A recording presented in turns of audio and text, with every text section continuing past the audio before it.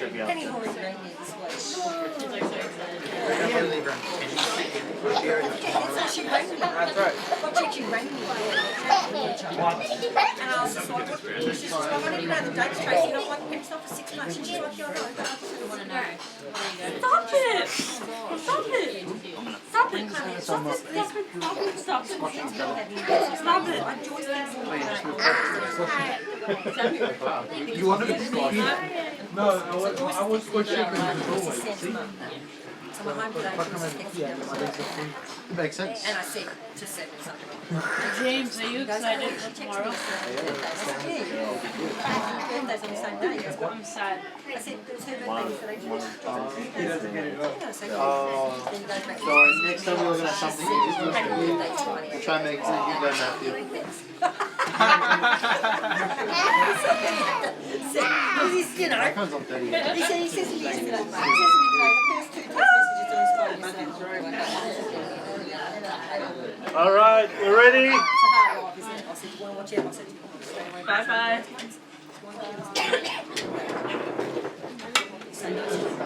I said, any girl that's throwing herself at you, throw them back. You do not want a girl that No, bye-bye. Don't want it. girl throws herself at you, you throw it back.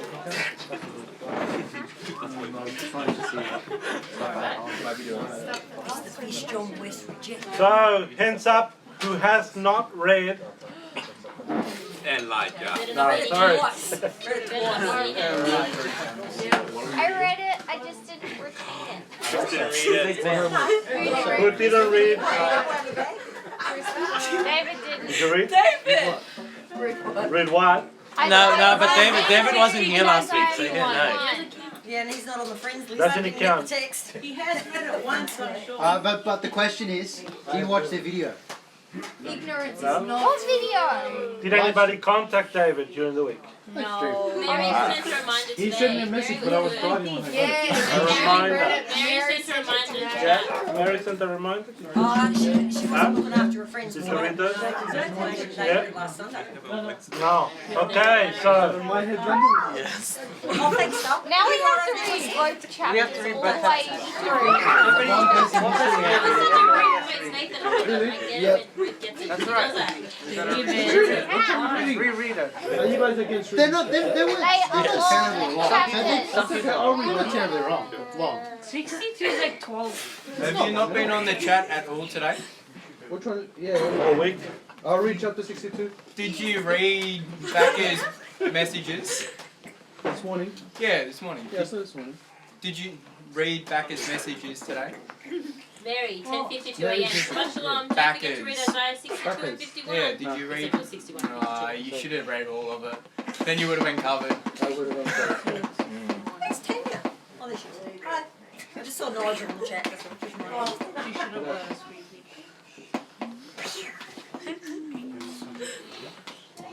Okay. Let's read 1 Corinthians 12, 12 to 27.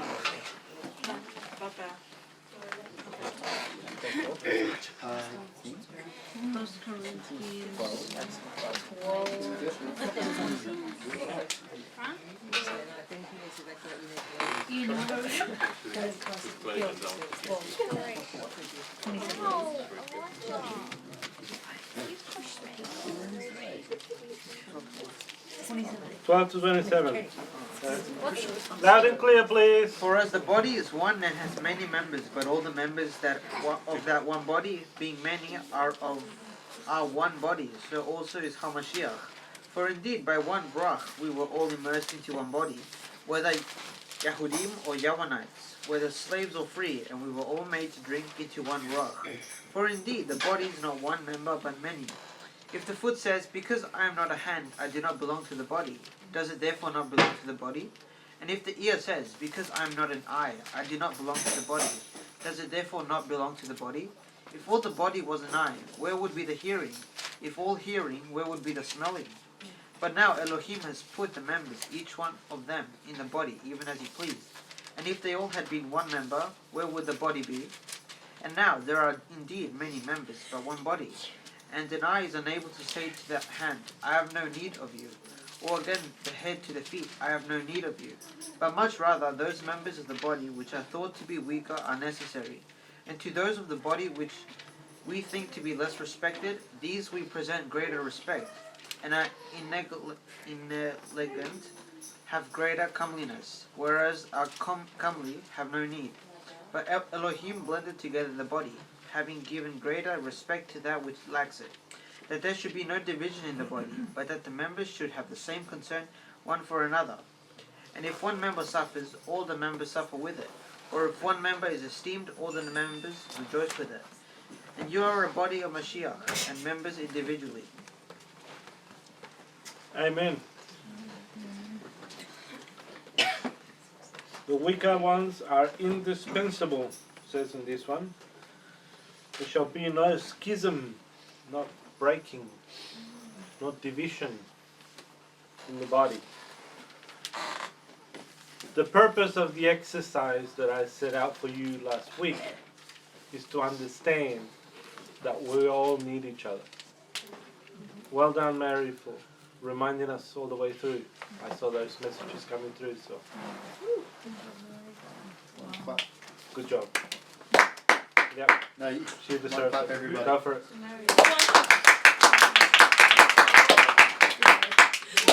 As for the others, relying on one person is not a good thing. Putting all the burden on Mary, on myself, is not a good thing.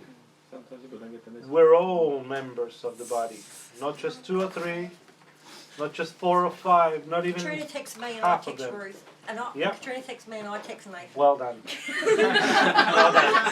I mean, if we're going along that train of thought, Bethany helped me. Bethany Yeah. I helped me messaged too. the youth. I messaged Yeah. I And then reminded when I my was reading it, I dad. texted her to remind her back to do it. On that train. And we talked about it last night on the group chat also. We did. Yep, that's awesome. But I'm sorry. why David. didn't it get to David? Exactly. I'd messaged David this David morning. You don't have any messages. Because David. Somebody needs to call him and make sure he got it. have a phone. He doesn't have a phone. I do. Get a phone. It's working. No, hang on a second. I need to prove this point. He has a phone. He's got a phone. Somebody call him. Somebody call him. Right, so the point of the exercise is to show, right? And we did fairly good. One out of all of Was that an us. exercise? Was that like a trick exercise? Yes. Yes. Ah, It was a Devious. gentle test. good Devious. one, good one. And So we we have won. one I've got 3 at the moment. Okay.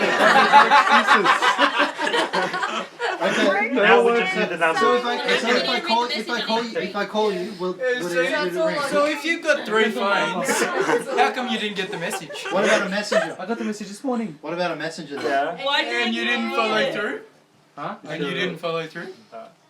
Did anybody tell him that it was kids. necessary for him to read it? Did we have that on the? What happened to the rest of the week? What is it you say?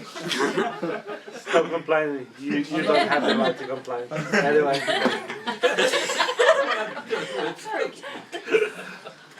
Oh, good. Chris, did you read it? Yeah. Yeah, awesome. Already. You said you did it. So I didn't say if you read it this week. the point is, I'm happy, right? Most of us read it, and everybody put effort, right? So we got one black sheep. But that's all right. I forgive you. No, just joking. All right, so we won't read it again. I'll give you that. I mean, that was a really good effort, guys. I'm very proud of all of you. I think that was awesome. David brought us all Right? down. And to point out that we all need each other, okay? It's not just my job.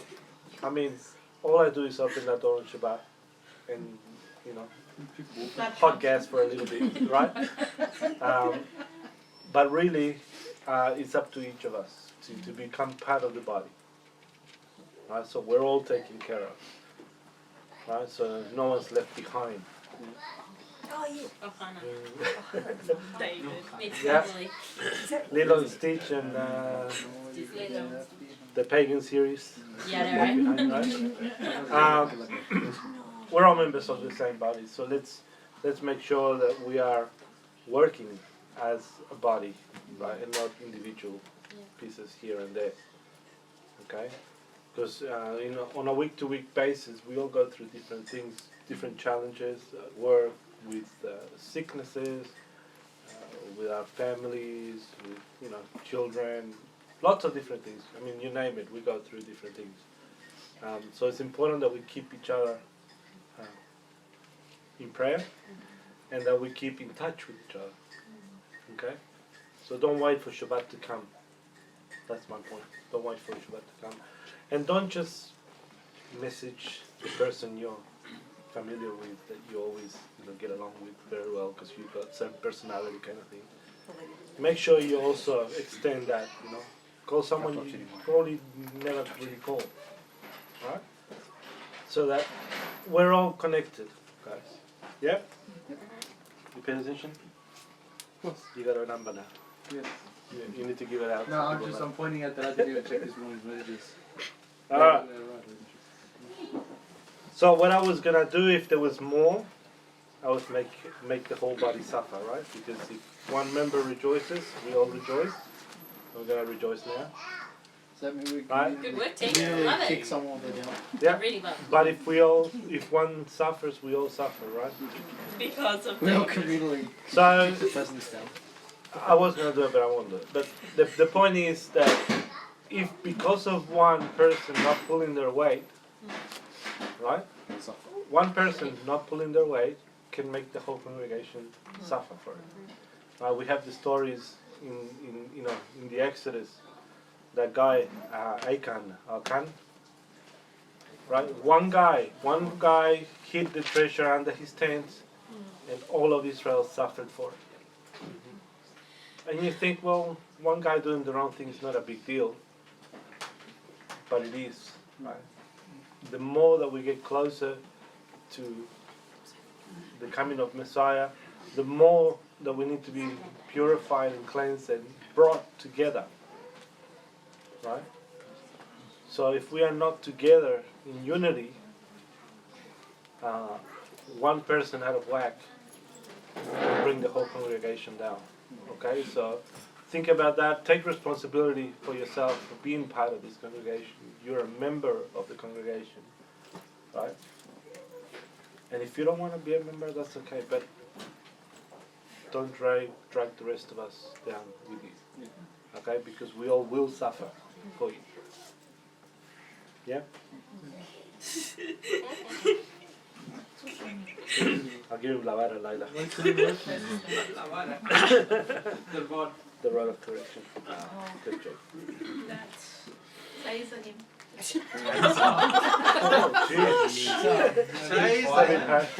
Alright. Penitence.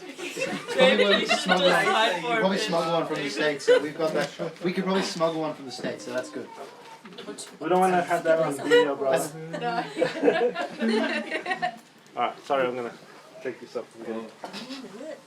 Alright, so, where did we live last week? Sorry. Morning. Morning. Good morning. Was, What passage of Blessed are scripture was those who looking at? mourn, for they shall be comforted. Matthew There you 5:4. Matthew 5:4. Okay. We only went halfway through that sentence. 4 words.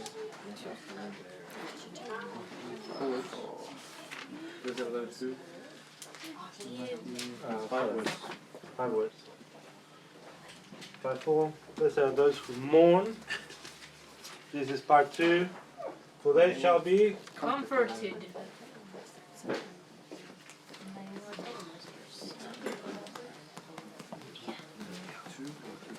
comforted.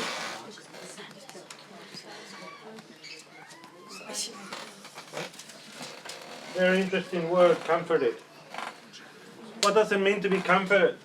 What do you understand for comforted? For being comforted? Hugs. Hugs. Hugs. I love that. Yeah, could be that. What else?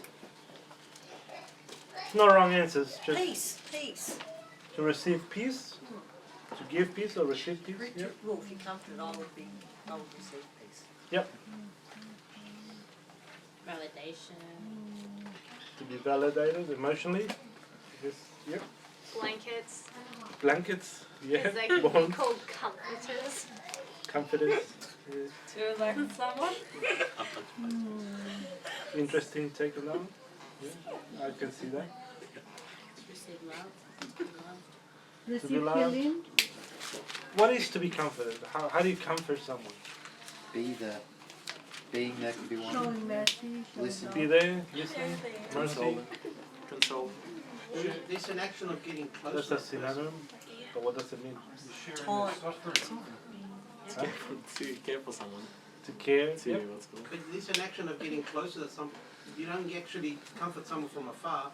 Yep. So you have to take that action of getting closer and Yep. provide, look after them, and ask them, are they okay? Is there something that I can do? Yep. So there's a giving. So there's an effort involved. Yep. There's an action, an effort involved on your part to comfort someone. To do with the relation, yes. Yes, to receive. For others to be selfless.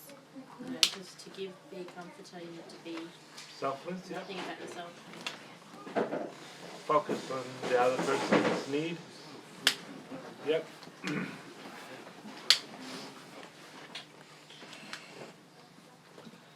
Anything else?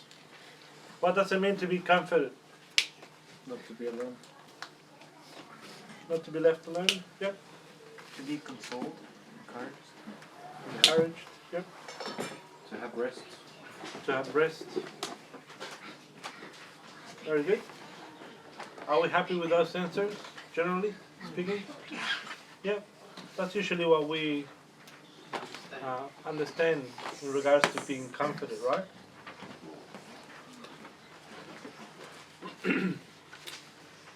Comforted is also used in the sense of marriage, especially during times of grief and loss. Right, when David lost his son because of his sin with Bathsheba. Remember that one? And because of all the things that he had murdered Uriah, I sent him out to be killed in the battlefield. And God basically killed his son. Remember that part? His firstborn? And then he says that he went and comforted Bathsheba. She was always obviously grieving, so he comforted her. And straight after that, they had another son. Right? So would it surprise you to know that there is a marriage connotation to being comforted? Right? It's a marriage term, as we've been learning all throughout Sukkah. Right? It's also, it involves a closeness, right? So it's a lot more intimate than we understand it to be. Just want to point that out because it's important that we see those things. I missed a Bible verse here. But anyway, we'll get there. They shall be comforted. The Greek word there is, Greek me out a bit. What's it mean? Sorry.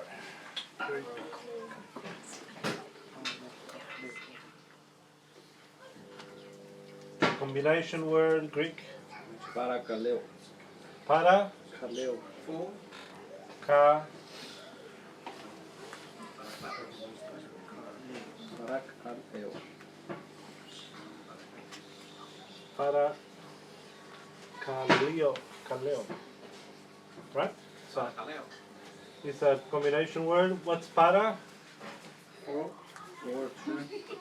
That's Spanish. Of, with, That's from, Spanish. Well, side, in the side, Greek. at, than. Beside. Beside. And kalios? Call. To call. To call. To salute. Let's just keep it simple. To call someone beside. Right? To call someone besides. When do you call someone beside? Let's say you're a king and you call someone to come near you. What do you think? Counsel, wisdom or something? When you want to honor somebody, Yeah. like in the book of. So you wouldn't call your enemy near you, right? You'll call him in front of you, right? Kill him or make him bow down or whatever, chain him. But a friend, someone who you want to honor, you bring him beside you, right?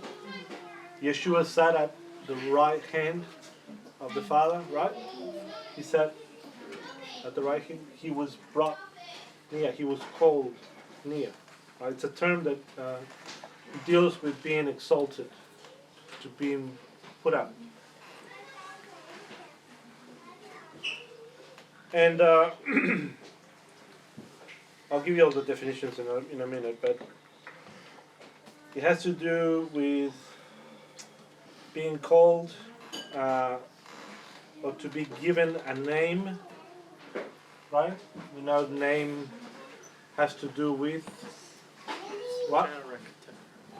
From the Hebrew, what does a name have to do with? Family. Isn't Character. Your character? Shem has to do with character. What else?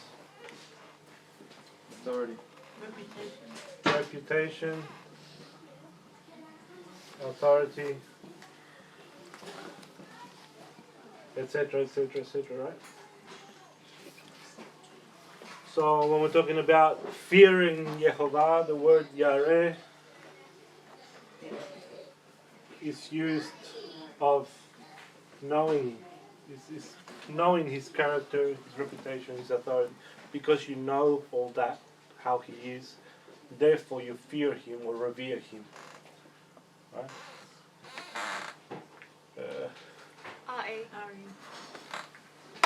Right? You revere him because you know his name, you know his character, his reputation. So to be called besides also means to be given a name, right? A reputation. Right? If the king calls you and sits you at his right hand, well, you're no longer Joe Blow, right? You're now the guy that sat at the right hand of the king. Right? You've been given a name. You have a place of authority, of standing. Okay? Are you getting a picture?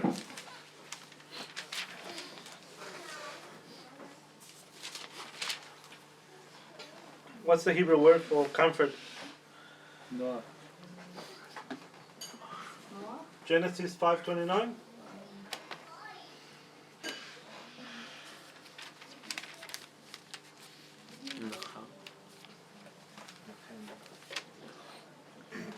Let's read Genesis 5:29 first. And called his name Noah, saying, This one does comfort us concerning our work and the toil of our hands, because of the ground which Yehovah has cursed. Right, so we have Noah. His name is given because he would comfort.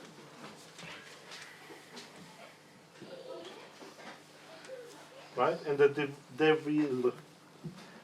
deviation or the name that comes out from that is Nahum or Nahum, the prophet Nahum, which is to be comforted. A voice was heard in Ramah, Lamentation. Where's that one from? Matthew 2:18. Let's go to Matthew 2:18.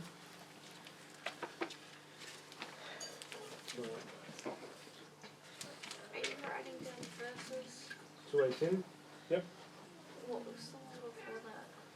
Genesis 5:28.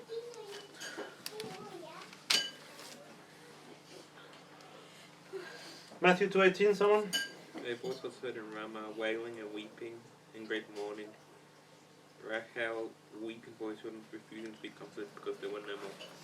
Alright, that's in Jeremiah. Can somebody find the actual verse? 31:15. 31:15. Thus said Yehovah, a voice was heard in Ramah wailing, bitter weeping, Rachel weeping for her children, refusing to be comforted for her children because they are no more. Right, so that part was fulfilled at that point in Matthew 2. But the next verse is still to be fulfilled. Can you read the next verse? 16. Thus said Yehovah, hold back your voice from weeping and your eyes from tears. For there is a reward for your work, declares Yehovah, and they shall return from the land of the enemy. Right, that part has not been fulfilled. In part it has, with the return of Judah to the land, and Manasseh now. But not all of Israel has returned. So the prophecy in Jeremiah, this voice there, it began, or it was partly fulfilled at that point, still being fulfilled today. Nahum is the Hebrew word for comfort.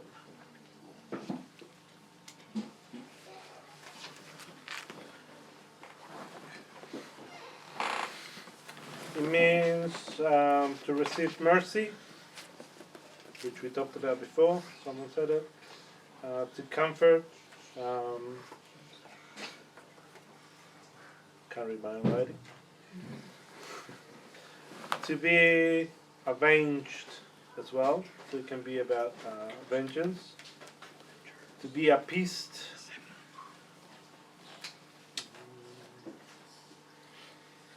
Okay, I can't read that last word. You want your glasses? Yeah, that'll be good. You know where they are? In your room somewhere. Ah, no, don't worry about it. No, don't worry about You sure? it. Yeah, because I moved them from the... Where did you move There's another word in the Hebrew, which means comforted, and or which is sometimes translated as comforted, and is kara. Yes, not you. Kara. And there's Hebrews bad. Don't look, people. Scriptures. Forgive my Hebrew.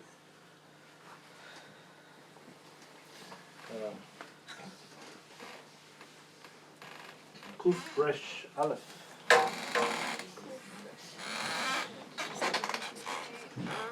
And that means to call, to address, to instruct, or teach.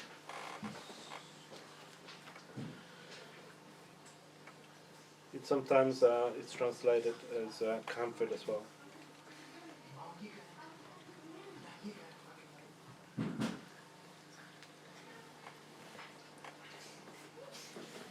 Comfort, therefore, has all these different connotations in it, from all these different words that are translated as comfort. So you might not be actually getting the same word all the time. There might be one or the other, from the Greek or the Hebrew. To comfort, to address someone's issue, illness, to instruct, to teach, to exhort, to receive a name, to be given a name, to be counted in, to be brought near, to be brought forth, to become something, to be exalted or lifted up, to receive fame, to be married. That last one was really interesting. To be called out, to be proclaimed of, to be asked to approach, like in the case of a king.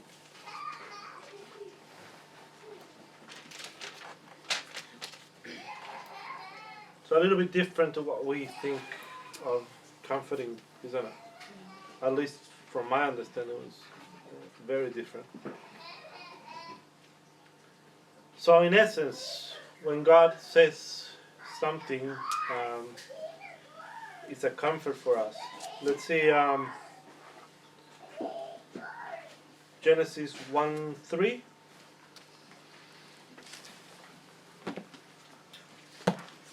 And then 1:5.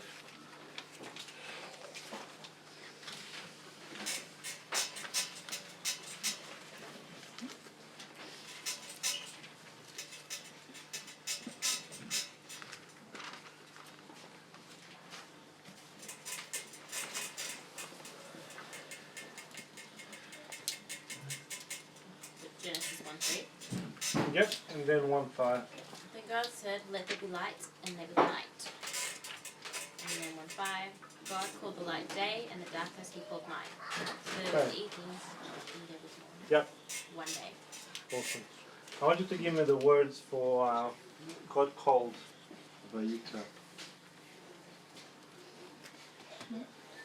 Sorry, God said. Then God said, "Let there be light," and there was light. Mm-hmm. And then He said, and What's the root word for Vayikra? Amar. Amar. Okay, so that's one. God said. Vayikra. What's the root word of Vayikra? Kara.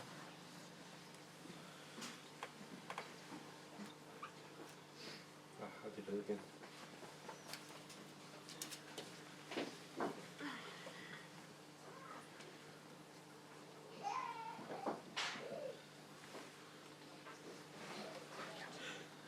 That's that same word that is sometimes used as comfort. Both of them. Amar is also used in the same context. To declare, to call, to appoint, to give a name. Amar, to declare, to appoint, to give a name, to say. We did a study a while back on Amar, remember? And Amar was also, we brought it in the failure down to a promise. Yeah, to a promise. Seeing through to a promise. Which is also comforting. Is that the same root for when we say Amen? No. Is that a different one? Gotta check that out. Just thought of it. Anyway. Kara is to proclaim, to utter, to give a name. So both of them have to do with being given a name.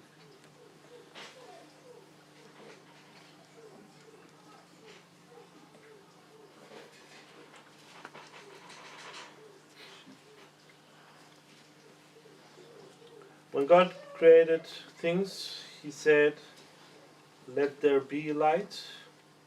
And there was light, and He called it day. And He called it night. And He called the birds and the fish. Right? So He gave them a name. Right? He gave them a name, a character, an authority, a purpose. Every time He names something,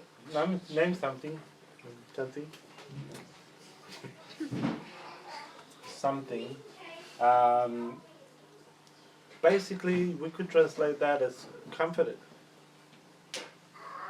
He named, right? What happened with Yeshua? He was given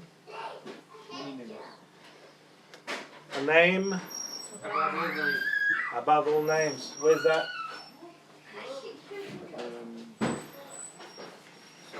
Time to do some work. Google.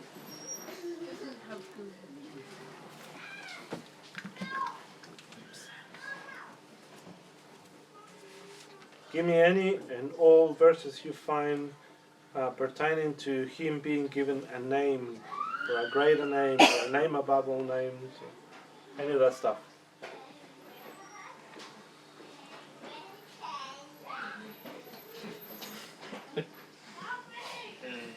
Emmanuel?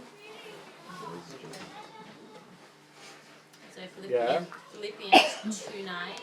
Yep, what's it Says, say? therefore, I'm just going to go back to my scriptures. Yep.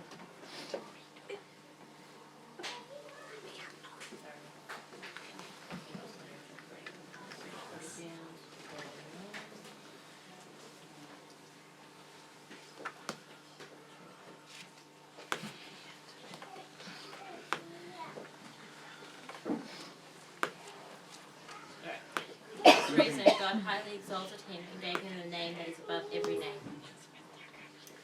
That the name of Yeshua every knee should bow in heaven and on earth and under the earth, and that every tongue confess that Yeshua the Messiah is Lord, to the glory of God the Father. That's Philippians 2:9 to Ephesians 1. Yep. Ephesians 1. 21, 23. Far above all rule and authority and power and mastery and every name that is named, not only in this age but also in that which is to come. And he put all under his feet and gave him to be the head over all to the assembly, which is his body, the completeness of him who fills all in all. Awesome. Any other one?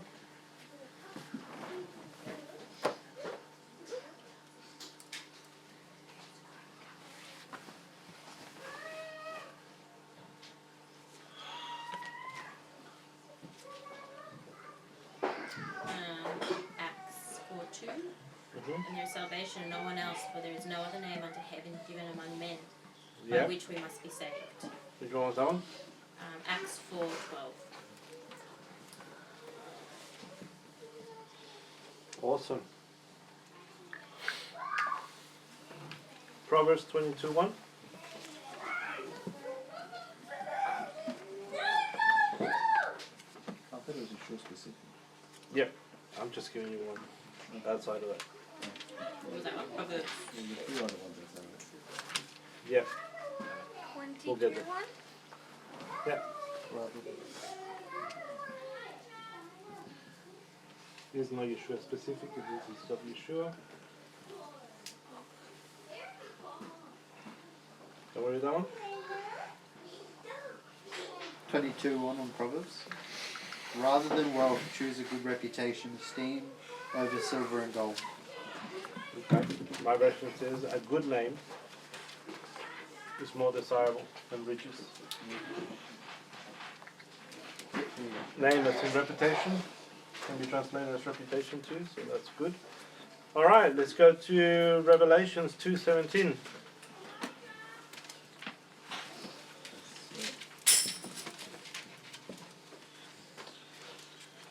He who has ears, let him hear what the Ruach is saying to the Messiah's communities.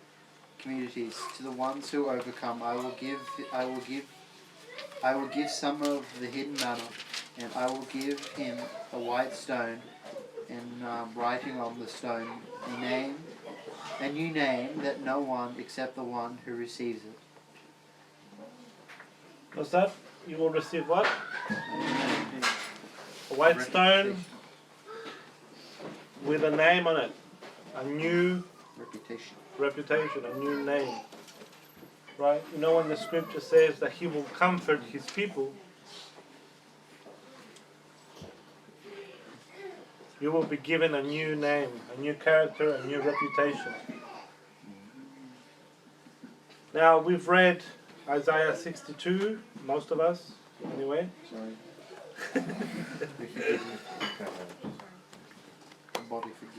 And we know that to be given a new name means to be given a new character, a reputation, to be known as, to be lifted up, exalted, all this sort of stuff. Now, what did you get out of reading Isaiah 62 and Isaiah 51 in context with what we've been talking about? Do you remember what you read?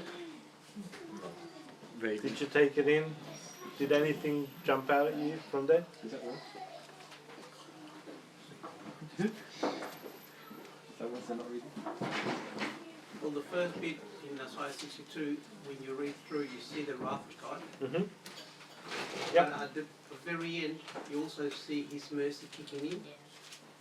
And when you go to Isaiah 51, you talk about the context of the bride being prepared. Yep. There's also a change of name in Isaiah 62. Mm-hmm. What is that? In starts in verse 4, it goes, no longer will you be called forsaken, no longer in the land called deserted. You shall be called Kefit, which is to be desired, and your land married. Yep. Therefore I shall delight in you. Awesome. So let's go do a quick overview of what we read.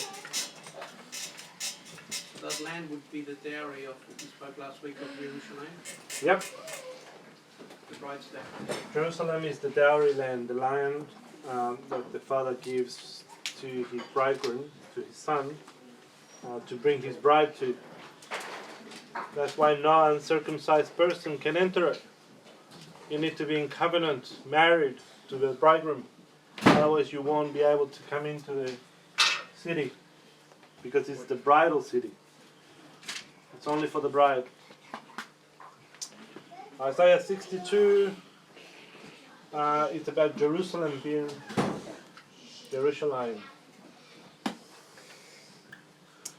redeemed. Right? And we have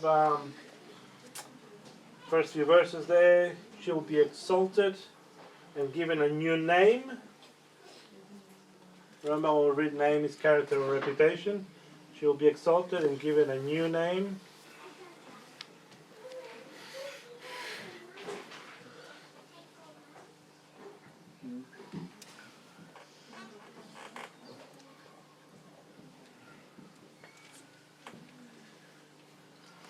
Character or reputation. What happens to the old fame? The old fame or the old name is taken away. You shall no longer be known as, no more. No longer will you be termed forsaken. Forsaken. No longer your land. So, you will not be known as forsaken anymore. Right? You're going to be given a new reputation, and you will be called Hef-Sibah. Hef-Sibah. That's like Loa Mila Ruhama. Yeah. Hef-Sibah, which means my delight is in her. What was the other translation? My delight is in her. David?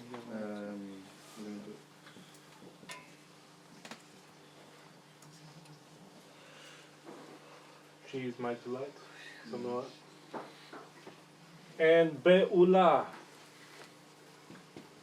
Married. Delight, pleasure. Taking My delight or my pleasure is in her. Here it says it's also a fancy name for Palestine. Hef-Sibah. Yes, Huh? you are. It says it's also a fancy name for Palestine. That is totally relevant to this Hef-Sibah, conversation. Be'ula. Be'ula means married. My delight is in her. According to Strong's. Married. Well, we know why it's married, right? She comes down from heaven adorned as a bride. Why? Because she's the city of the bride. Okay, she is the city prepared for the bride. Only those who are married to Messiah will go in. Hey, Paps. Yep. Is that a V or a U? Which one? In the... That one? Yeah. Be'ula. You. Ooh.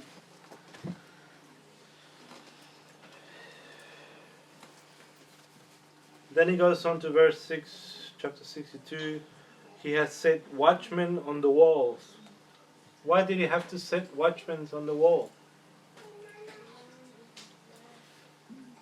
Because people Right. will try to sneak in. Paul Wilbur's song. No, this is before the coming of Messiah. So he goes back in time and says, I have set watchmen on your walls. Watching for the bridegroom. Watching for the bridegroom coming. More important than that, he defines the function of the watchmen on the walls. He says they're not to give rest to the Lord. They are to make mention of the Lord, of Yehovah. They do not rest day and night until they see Jerusalem become a praise in the world. Right? So their function is what? The function of the watchman It's last week's. So, They were known. is that the two witnesses at the Wailing Wall? No, Or the witnesses come after. This is the watchmen on the walls of Jerusalem. They've been given anointing to mourn for the city, for what is happening inside the city. There's a lot of Bible verses that talk about the people that mourn for Jerusalem. I have set watchmen on the wall. They don't give rest to the Lord until He makes Jerusalem a praise. Right? Paul Wilbur's song. The praise is Tehillah, which can also be translated as renowned, fame, and glory. Tehillah. It's all related. Why did He put watchmen on the walls? Why did He set them so that they could mourn? What was the purpose?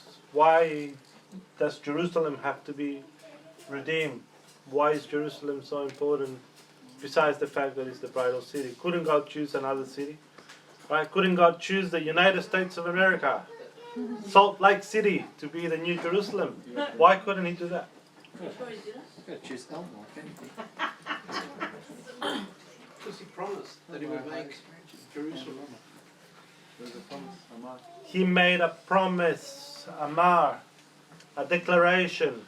He declared it by His own right hand. If I forget you, Jerusalem, may my right hand forget His skill. May my tongue cling to the roof of my mouth if I should not make you my greatest joy. Right? The psalm that we read last week. I have Shabbat. My delight. Yep. My greatest of joys. Right? So, God has promised it. Right? In fact, He will lose His right hand rather than lose Jerusalem. So it's not Salt Lake City, guys. Sorry. It's the real Jerusalem. The one He made the promise over. Right? The one He put His name on. It's a physical location, not a spiritual one. Okay, let's stop spiritualizing Scripture. Physical location, Jerusalem in Israel, no other. Right, the land itself bears the shape of the name of God.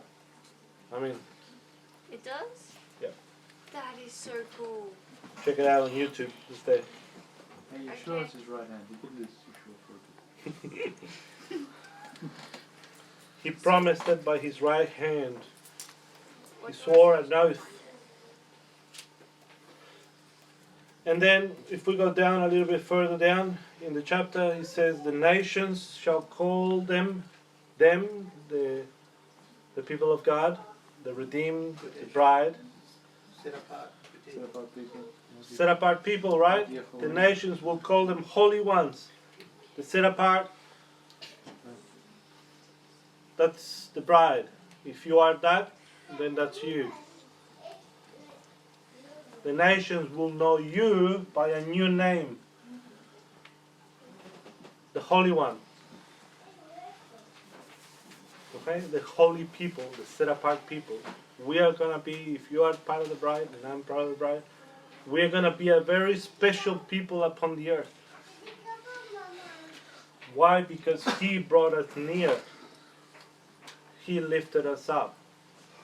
Right? He has comforted us.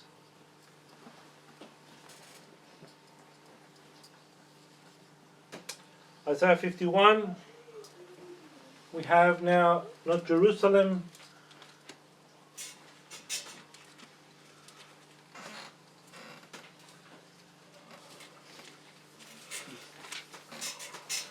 who's redeemed in Isaiah 51?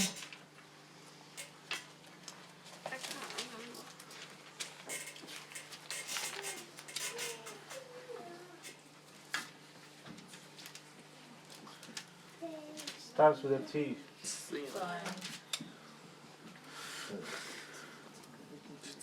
Okay, now it's not all of Jerusalem. Now it's the mountain of God. right? Where his house is. Okay, Mount Zion. Mount Zion is redeemed. So the circle gets even smaller. Okay, now it's not just the whole city, now it's Zion. Right, so you have the 10 virgins, 5 make it in, 5 don't make it in, and you have the bride. Yeah? The ones outside, the ones in the wedding ceremony, the ones getting married. Okay, you have the bad, the good, the guy that was without clothes, that got chucked out, thrown out, right? And then you have the bride. So you got to choose which group you're going to be in.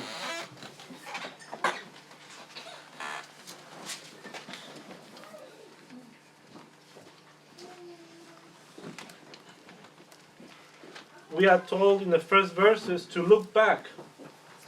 Surprise, surprise.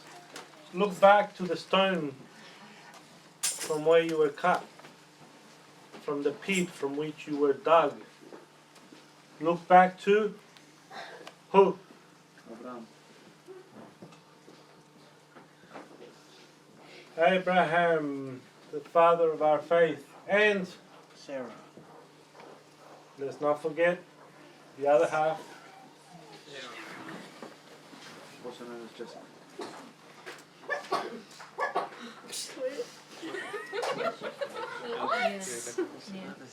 This is inside joke or?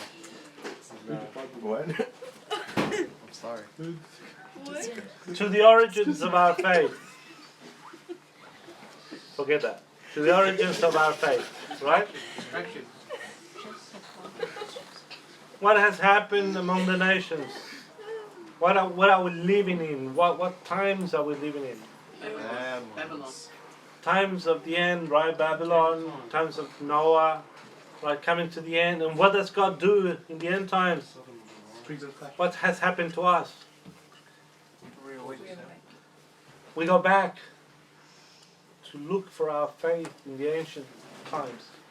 We go back to our fathers, the fathers of our faith, Abraham, Isaac, Jacob. We're looking back to see how they did things, right? We go to the front of the book, as Brother Jim Staley says. We go back to the origins, to look for that stone that we were cut from, Messiah, right? From the pit that we were dug out of, right? So he made Adam in the original form. We go back to Abraham and to Sarah, the father and mother of our faith.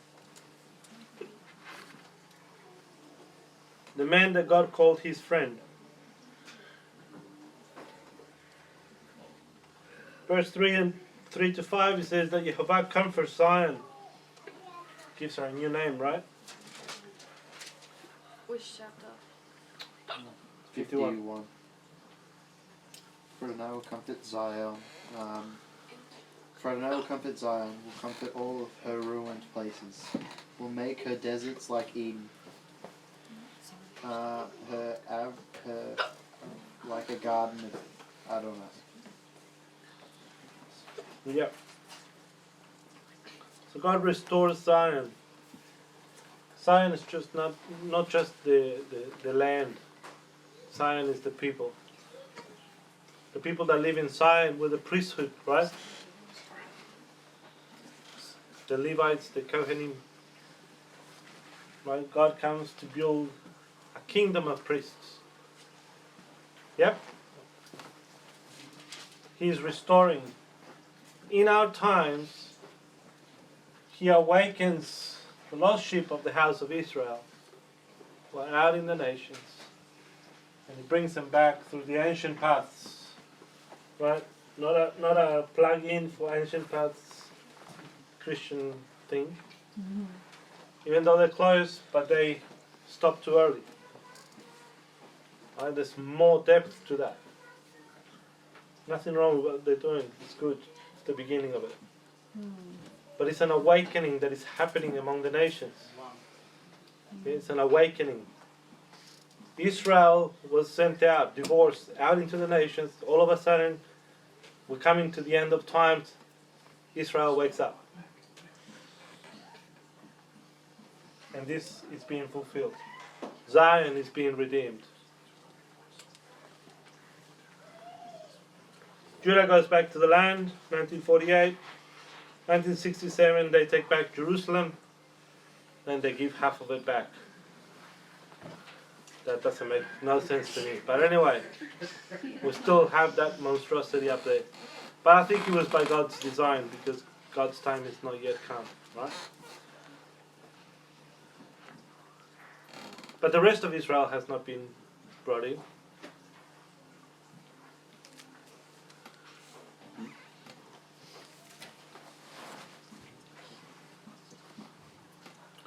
Says that he comforts Zion, then he says he sends the law, Torah, to her.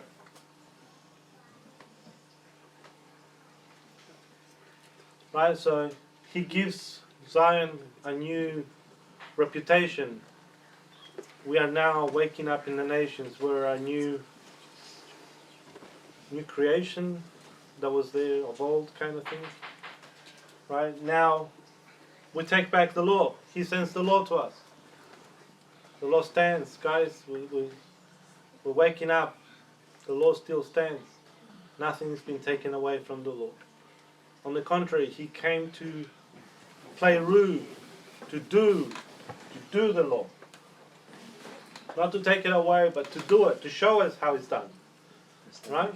Messiah came to show us how to do the law. Not to take it away from us. And it says it was given for rest.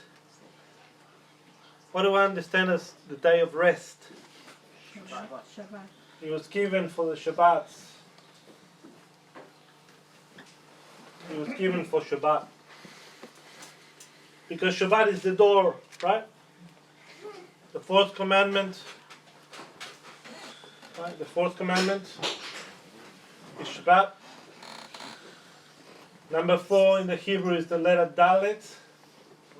In ancient Hebrew is the 10th flap, which is the door.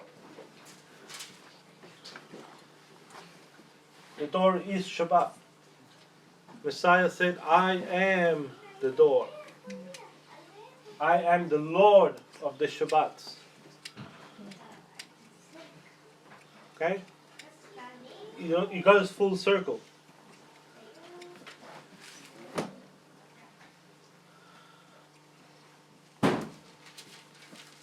And then it says, He sent His salvation. Right? So not only did He send us the law on Mount Sinai, He also sent us His salvation. What's the word for salvation? Yeshua. Yeshua. Our Messiah's name is Yeshua. Not JC, because JC means nothing. But Yeshua means salvation or deliverance.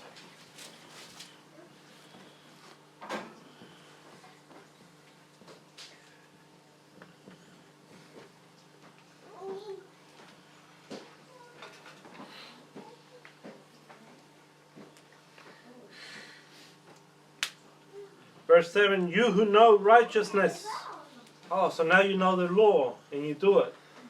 Now you have Yeshua, who's salvation, and you enter His Shabbats. So now you are called righteous because you are doing the law. The opposite of being righteous is to be lawless, without the law. How much clearer do we need it? You who know righteousness. What's the next verse after that? Verse 7. What's the next part? Do not be afraid of people's talk. Yes. Taunts. Verse 7. Yep. Do not be upset by their insults. Yep. Keep going. For a moth eats them like a garment, and a worm eats them like a wool. Sorry, it starts in verse 6 then. There you go. I insist. To make up for not reading. Lift up your eyes to the heavens and look on the earth beneath, for the heavens shall vanish like smoke, and the earth wear out like a garment, and those who dwell in it die as gnats. But my deliverance is forever, and my righteousness is not broken. Listen to me, you who know righteousness, a people in whose heart is my Torah. Okay, there it is. What verse was that? 7. Verse 7. Do not fear and the reproach of men, nor be afraid of their rebellion. Right, but the one that I wanted was one before that. So, you who know righteousness, you people in whose heart is my Torah. So who are righteous? Those who have the Torah, the law of God in their heart.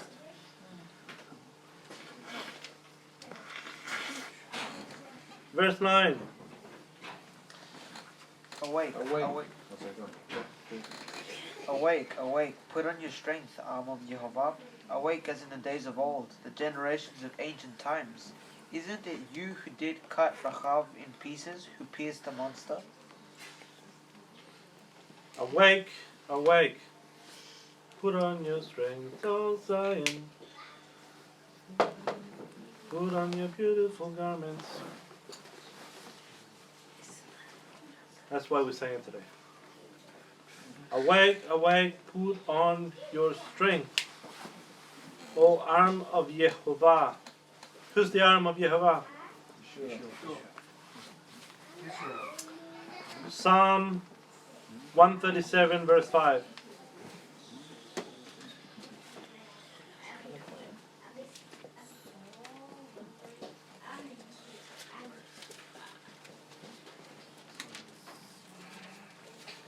If I forget you, Jerusalem, let my right hand forget its skill.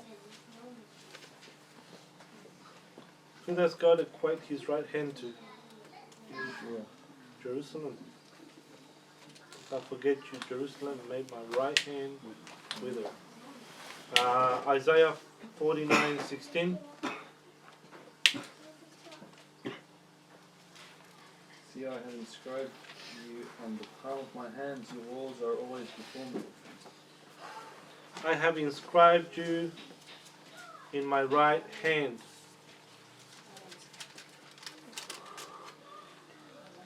Okay, there's one more that I haven't got here for some reason. Anyway, I'm missing a Bible verse, but God equates or correlates his hand to Jerusalem and Zion.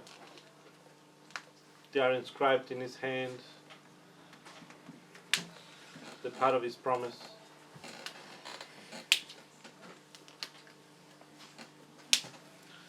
Yeshua sat at the right hand of his Father. So yes, there is connotations with Yeshua being Jehovah's right hand. The right hand is a symbol for the hand of power, right? We saw it in the Ten Commandments. When we did the study of the Ten Commandments, yes. The hand and the right hand. It's also in the name of God himself. Yud Hey Vav Hey, the right hand. And the nail, the right hand. And blessing. Blessing, yeah, comes from the right hand. Verse 16. And this is the last one. Isaiah 51:16.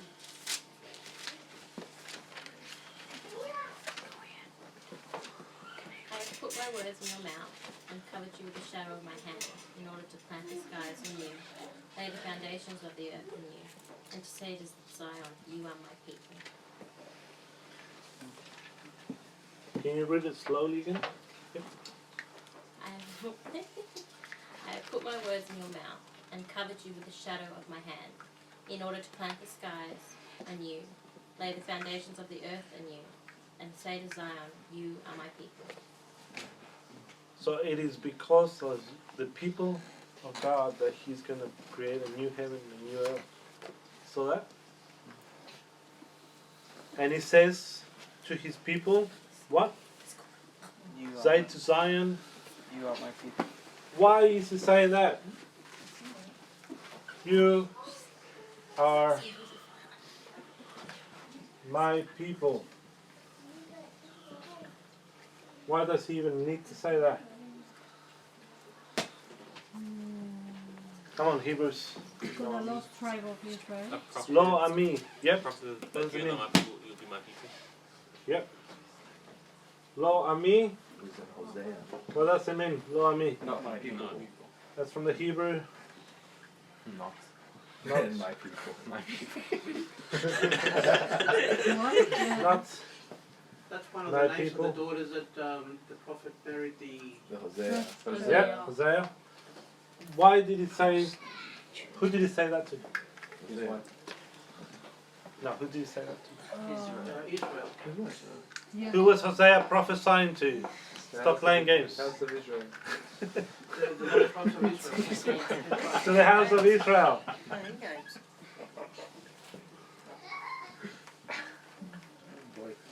Northern Kingdom. Okay, Northern Kingdom. Not Korea. Northern Kingdom Israel. Yep. Not quite right. No. Thank you. Not quite right. When did he say that to them? Before they fell. Before they fell. What is the statement about? Isn't that when he took away the priesthood? That's a thing. Huh? C-I-V-O-R. All right. That was a different kind of Anyway. Okay, I'll believe you. That is an I. Divorce. This is the statement of divorce. When he gave Israel a certificate of divorce, he called them and said, "You are no longer my people. I am no longer your God." Right? And now we're going to read the last verse, Hosea 1:10. Yet the number of the children of Israel will be Now, as I said that about Isaiah. Isaiah. So Hosea 1:10. Yet the number of the children of Israel will be as the sand of the sea, which can't be measured nor numbered. And it will come to pass that in the place where it was said to them, "You are not my people," that they will be called sons of the living Elohim. So this is the same place where it was said to them, "You are not my people." When they were divorced, it shall be said to them again, "You are the sons of the living Elohim." You are the sons of God. In other words, you are my people. Right? So he's coming for what purpose? To marry Israel.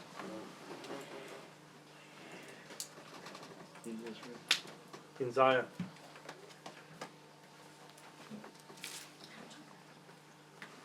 Are we ready?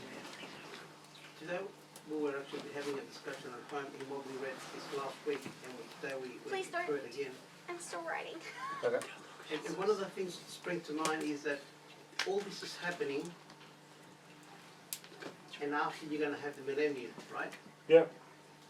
And when the millennium starts, House of Time is going to be put in chains for 1,000 years. And after the 1,000 years, he's going to be let free to deceive. So after all that time, this righteous nation is going to be again tried, and that House of Time is going to be used to be able to deceive. So does therefore mean that there's going to be a judgment here, and there's going to be another judgment? Yep, absolutely. What happens at the end of the millennium?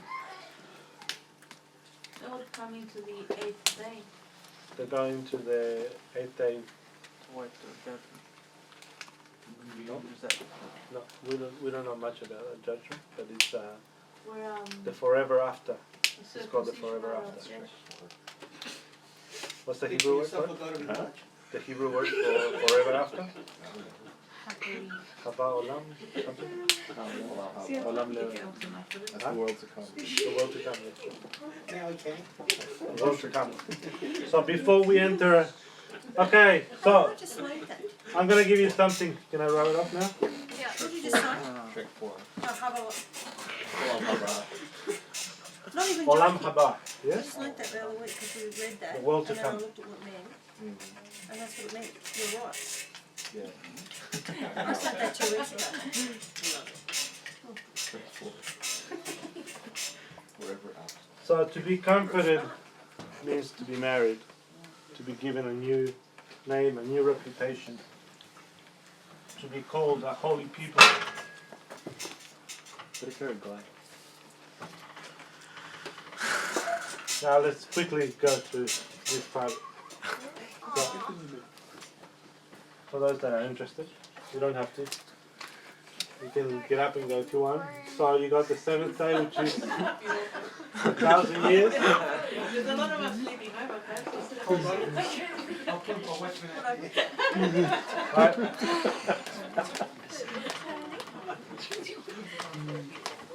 Okay. So this is my take on this. Take it or leave it. I heard something about this and I thought it was really good. Right? When Noah's flood came, the world that Noah lived in was designed to be sinless. Right? So let's first 2,000 years or whatever until Noah's flood. Let's say it was 2,000. Anyway, give or take. Until the flood, right? I don't think it was that much. I can't remember now. Let's make it 1,000. The world that was designed for Adam and Eve was to be sinless, right? So it was created for a sinless people, ready. But because of sin, it was corrupted. So the whole world was corrupted because of sin. Now when the flood came, there was a new creation, or a recreation if you like. The world was torn apart and put back together in a different way. While the new world that appeared was designed to deal with sinful men. The old world was not designed for sinful men. The new world that was created was designed to deal with sinful men. There's all these connotations and Bible verses used for that. I'm not going to go into too much detail into that. But let's think about this. If the old world was for sinless people, right, but it was corrupted, then God created a world that could endure sin. Not that it was designed for it, but it could endure sin, right, without being defiled. That's why only one section of the world is holy, set apart, right, which is Zion itself. That's the only place that should not bear sin. The rest of the world can bear sin. You can parallel that with the temple. Yep. It's supposed to be set apart, and when it defiles it, it's Yep. taken away. Now for the millennial reign, things are going to be restored. Yeah? Once again, the world is going to be restored to its sinless state. Right? At the end of the millennium, Satan is again released to deceive. And again, the land is going to be corrupted. For 1,000 years. Yep. So during the millennial reign, at the end of the millennial reign, Satan is released. What doesn't a millennium go for? 1,000 years. Yeah. And after the millennium, Satan is released. So before we enter what is called the 8th day, there's a period of time where Satan will deceive the nations. Why? Because it's past 1,000 years have passed. So people will forget. They will forget all the history. Why? Because we forget history, we're bound to repeat the same mistakes over and over again. So God has to weed out whoever's going to go into the 8th day. Okay. Not everybody's going to go into the 8th day. The people that go into the 8th day will go into a new heaven and a new earth. Right? This new heaven and new earth will be in a sinless state. So the people that make it all the way into here, they would have been taught the Torah through the millennium, and they will have no excuse, because Messiah himself would have given us the Torah. There will be absolutely no excuse. So those who allow themselves to be deceived during the millennial reign, they won't make it through. Right? So the judgment, there's a judgment that happens here. Right? And that's when people are destroyed, annihilated. Right? The lake of fire, or the sea of fire, or whatever you want to call it. And only the bride will go through. Nothing else will go through. It's only the bride that will go through to the 8th day, to the new heavens and new earth. By this stage, God's people will be a priesthood people. That's it. So does that mean that not even the Christians will? No, there's not going to be Christians or anything. There will be only one people, God's people. Anyone who's not God's people won't make it through to the 8th day, because they had 1,000 years with Messiah present to learn Torah. Right, what happens before the 8th day is the Father comes into the picture. Up to this point, we have never seen the Father. This is Yeshua's statement, right? Yep. No one has at any time seen the Father except the Son. While the Father comes in on the 8th day, right, for judgment. And the Son hands over the kingdom to the Father, right? Revelations? Yep. So the Son hands over the kingdom.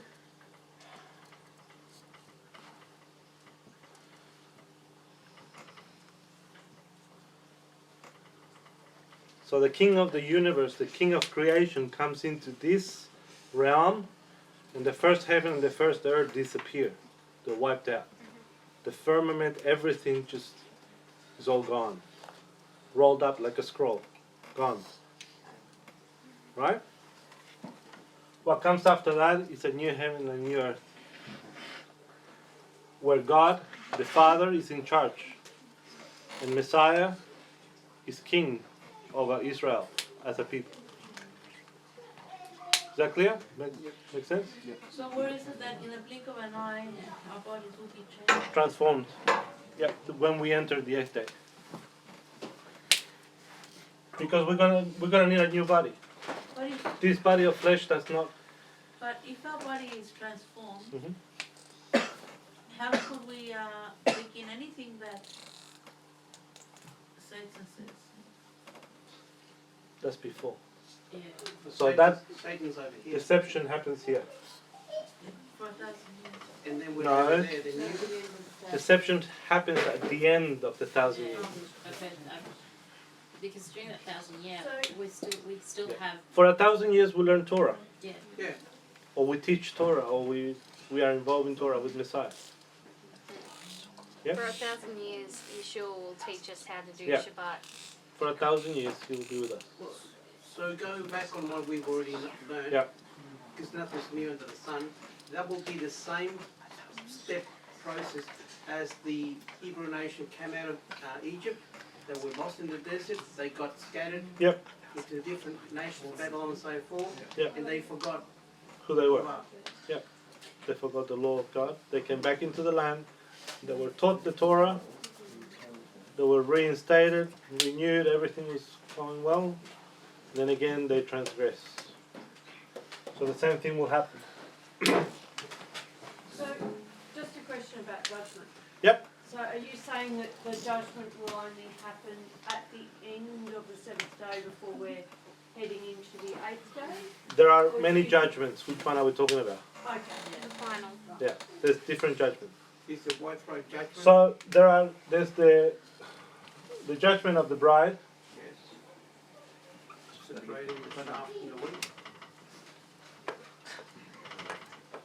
Yep, which is in 2 stages. Right, the first stage is that one, the separation.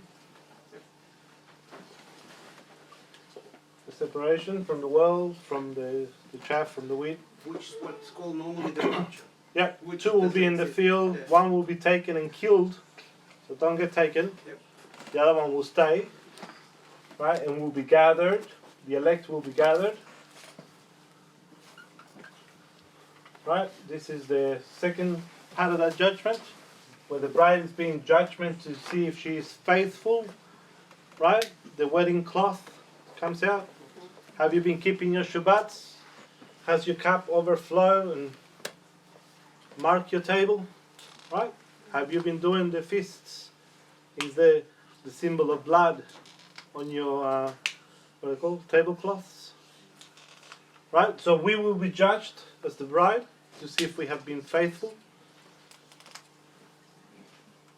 Then comes the judgment of the nations. When Messiah goes out to execute judgment on the nations that are still alive. Yeah? The unfaithful. So this is also another few different stages. So when Messiah goes out,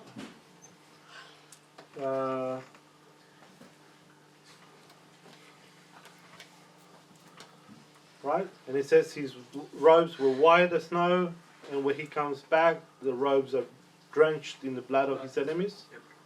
Right? He enters into judgment at the valley of Jehoshaphat, or whatever that's called, valley of Jezreel, right, in Israel. Right? And it says the stench will go for months, 7 months or something. The bodies are going to be buried, right, where the worm doesn't die, and the flame, valley of Gehinnom. Anyway, so that's that judgment, right? And then whoever is left alive will come and be judged every year for whether they kept the Torah or not, right? The nations will come during the millennial reign. You know that part? The nations will come to offer the gifts during the feasts. They'll come and give homage to Messiah during the feasts. If they don't do it, what happens? Rain is withheld from them. Right, so there's judgments that happen during the millennium. There's also the judgment, the sin that souls during that time will die automatically, will be executed, die. Right? During the millennial reign, he will rule with a rod of iron. Right? And then at the end of the millennial reign, there's the judgment of the nations, the throne judgment. There's also the possibility that there will be another throne judgment somewhere here as well. Matthew 23 possibly is here. So he brings the nations and separates them, the sheep from the goat. Right? That could be here or could be at the end of the millennium, before the Father appears. There's two camps in that one. I'm probably more on this camp. There's another judgment that happens before the Father appears.